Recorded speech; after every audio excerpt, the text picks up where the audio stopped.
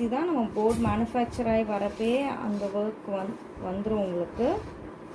So just இந்த மாதிரியே தான் ஆஸ் யூஷுவல் நம்ம எப்போவுமே போடுற மாதிரி ஸ்டோன்ஸ் எல்லாமே ஃபுல்லாக ஸ்ப்ரெட் பண்ணி அப்ளை பண்ணிக்கணும்.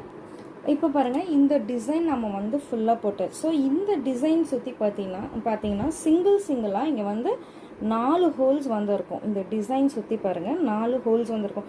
ஸோ இப்போ இந்த 4 ஹோல்ஸுமே நம்ம கையாலேயே ஸ்டோன்ஸ் எடுத்து 4 ஹோல்ஸ்லையுமே வந்து ப்ளேஸ் பண்ணிக்கணும். ஸோ இப்போ பாருங்கள், ஜஸ்ட் இந்த 4 ஹோல்ஸில் மட்டும்தான், மேலே இருக்க அந்த 4 ஹோல்ஸை நம்ம டச் பண்ணக்கூடாது. ஸோ இதை நம்ம வந்து கையாலேயே வந்து நம்ம வந்து ப்ளேஸ் பண்ணிக்கணும். ஸோ இப்போ பார்த்தீங்கன்னா இந்த இடத்துல நம்ம 4 ஸ்டோன்ஸுமே வந்து 4 ஸ்டோன்ஸுமே வந்து ஃபிக்ஸ் பண்ணிட்டோம். ஃபிக்ஸ் பண்ணதுக்கப்புறம் கரெக்டாக செக் பண்ணிக்கோங்க. இந்த டிசைன் கலவாக தான் நம்ம ஸ்டிக்கர் ஷீட் வந்து கட் பண்ணிடணும்.